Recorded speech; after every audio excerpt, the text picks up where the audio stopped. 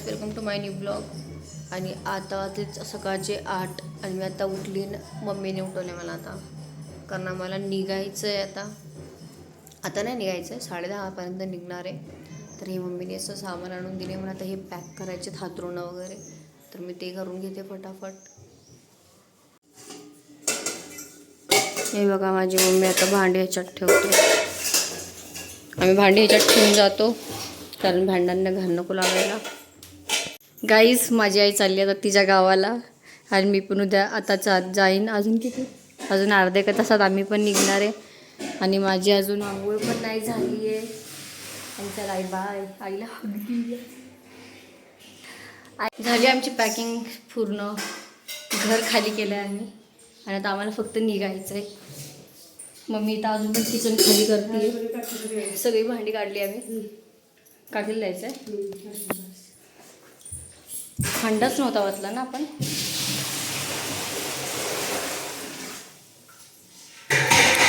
चला बाय. काय lip balm वगैरे काय लावलंच नाही लिप्सला.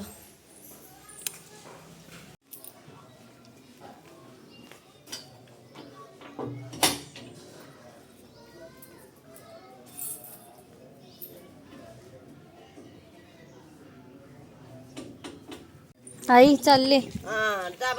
व्यवस्थित. हो हो. मम्मीला आईला सांभाळून न्या. हा बघा हे किती वजन घेतलं ह्यांनी. आणि नानांकडे पण माझ्या एक गोणी आहे. कसं घेऊन जाणार आहे माहीत नाही. हां, माझ्याकडे वरून एक सॅक, पण एक सॅक आहे. मी येताना एकच सॅक घेऊन आली. मम्मी एवढी मोठी बॅग घेऊन आली. एवढं सामान भरून भरून आणते, भरून भरून नेते जाताना. अजून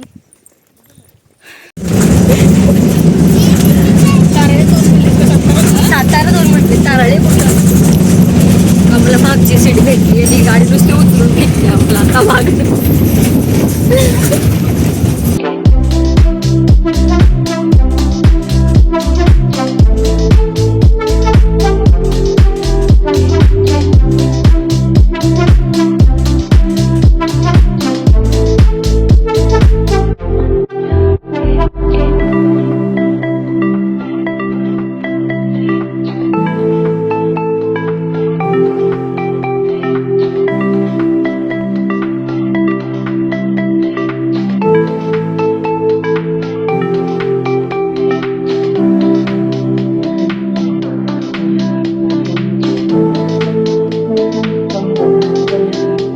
आता आम्ही सातारला पोचलोय आणि इकडं आम्ही आता बघणार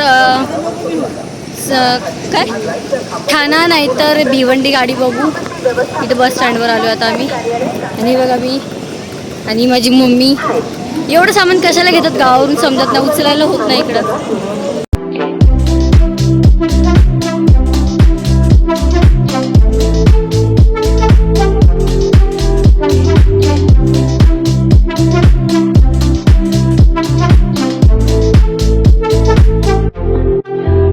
हे बघा 9:30 वाजलेत. मी आता पोचले. ही माझी भिकारी बहीण भाऊ बघा. माझं कुत्रं बघा. ये भिकारी कुत्रं बघा. काय खायचं चाललंय. मम्मीने खायला प्रसाद आणल्याने बघा खायला बसलेत. ते कुत्रं बघतंय पण नको देऊ, राहू दे. तर आता मी जाते आणि फ्रेश वगैरे होते. आता आपण भेटूया नेक्स्ट ब्लॉगमध्ये. तोपर्यंत चला बाय.